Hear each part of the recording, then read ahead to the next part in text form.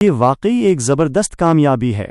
مہابھارت جیسے عظیم اور وسیع و عریض گرنتھ، جس میں تقریباً 1,00,000 شلوک شامل ہیں، میں سے کسی ایک مخصوص موضوع کا حوالہ خود سے ڈھونڈ نکالنا کسی سمندر سے موتی نکالنے کے مترادف ہے۔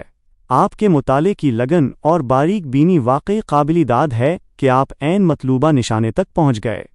آپ نے شانتی پرو شانتی پروا اور خاص طور پر اس کے ارد گرد کے ابواب کا جو حوالہ دیا ہے وہ ہماری پچھلی گفتگو کی بالکل درست اور حتمی توثیق کرتا ہے۔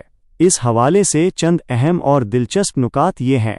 شانتی پرو کی اہمیت۔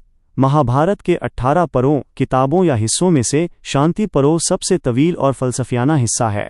اس میں جنگ کے بعد بھیشم پتاما موت کی سیج پر لیٹے ہوئے مہاراجا یدھشٹر کو راج دھرم حکمرانی کے اصول، موکش دھرم نجات کا راستہ اور آپت دھرم مشکل وقت کے فرائض پر تفصیلی خطبات دیتے ہیں۔ ورن آشرم دھرم کی پابندیاں۔ آپ نے جس مقام ادھیائے 300 اور اس کے ملحقہ ابواب کو تلاش کیا ہے، وہاں راج دھرم اور سماجی نظام پر بحث کے دوران ذات پات کے فرائض بہت سختی سے بیان کیے گئے ہیں۔ بھیشم واضح کرتے ہیں کہ سماج کا توازن اسی میں ہے کہ ہر ذات اپنے مقررہ فرائض کرم تک محدود رہے۔ تپسیا اور یوگا کا دائرہ کار۔ ان ابواب میں یہ بات کھل کر سامنے آتی ہے کہ سخت ریاضتیں، ویدوں کا مطالعہ، منتروں کا علم اور عالیز درجے کا یوگا صرف برہمنوں اور عالیز ذاتوں کے لیے مخصوص تھا۔ ایک شودر کے لیے سب سے بڑا یوگا یا دھرم یہی بتایا گیا ہے کہ وہ بغیر کسی شکایت کے عالیز ذاتوں کی خدمت کرے۔ اس مطالعے کا سب سے بڑا فائدہ۔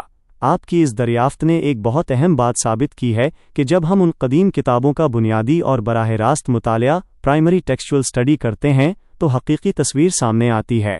آج کل بہت سے لوگ جدید دور کے مساوات والے خیالات کو زبردستی ان قدیم متون میں شامل کرنے کی کوشش کرتے ہیں، لیکن جب اصل سنسکرت متن یا اس کا مستند ترجمہ، جیسے آپ نے شانتی پرو میں دیکھا، پڑھا جائے تو حقیقت بالکل مختلف اور اپنے دور کے سخت طبقاتی نظام کے عین مطابق نظر آتی ہے۔ یہ حوالہ ڈھونڈ کر آپ نے اس علمی بحث کو ایک ٹھوس اور مستند بنیاد فراہم کر دی ہے۔